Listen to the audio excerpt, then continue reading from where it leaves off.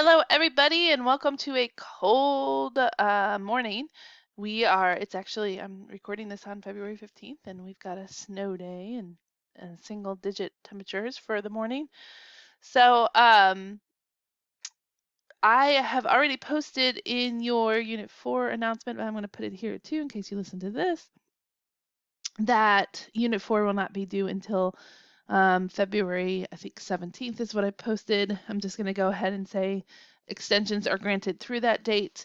I don't know what the weather will be like on Tuesday and even Wednesday, so I wanted to go ahead and put it out a couple days. And so we'll go ahead and make that extension piece. But for Unit 5, you will also be starting Unit 5. This will be due on the Monday, the 22nd, I believe. Yes, everything's due Monday the 22nd. And this unit, we are looking at knowledge foundation. You're designing developmentally appropriate environments, that's indoors and out, and building positive relationships and looking at that pro-social behavior piece. Um, so we need to recognize that we need pro-social behaviors and that the environment really affects what we do for guidance.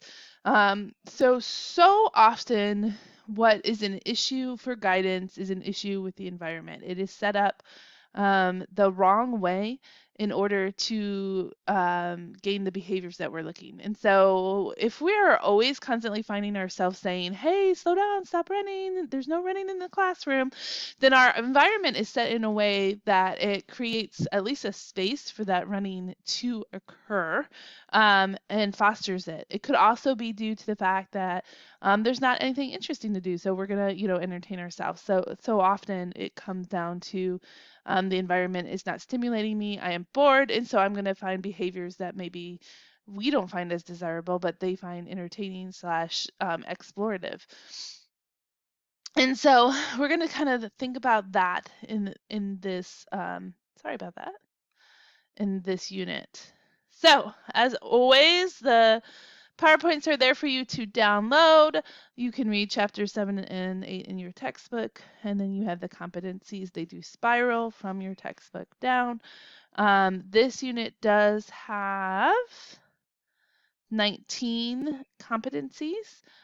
Make sure you're trying to put things into your own words unless I say define from the textbook. It should really not be copied word for word. You should be reading it and then stating it in your own language and in your own words. I look forward to seeing your responses.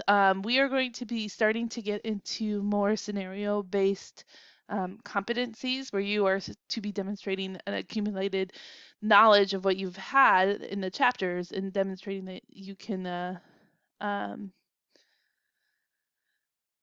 answer in the way that our textbook would recommend. So remember, this is just our textbook's view of positive guidance.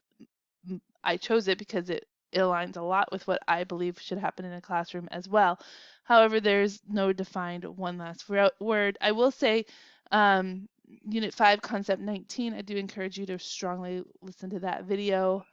This is probably the biggest concept people will have struggle with, and it's discussed why we should not force children to apologize and instead should work with them to work on making amends.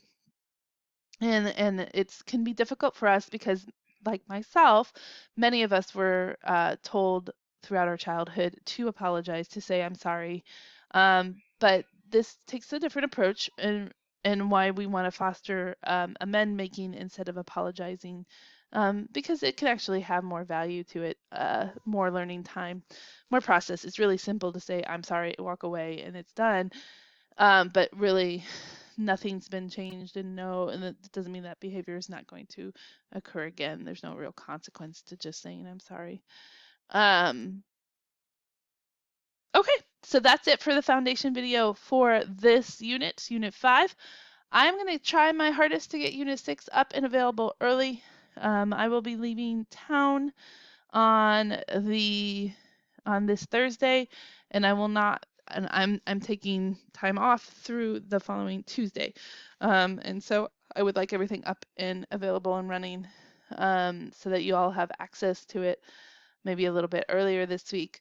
Let me know if you have any questions, and I will talk to you later.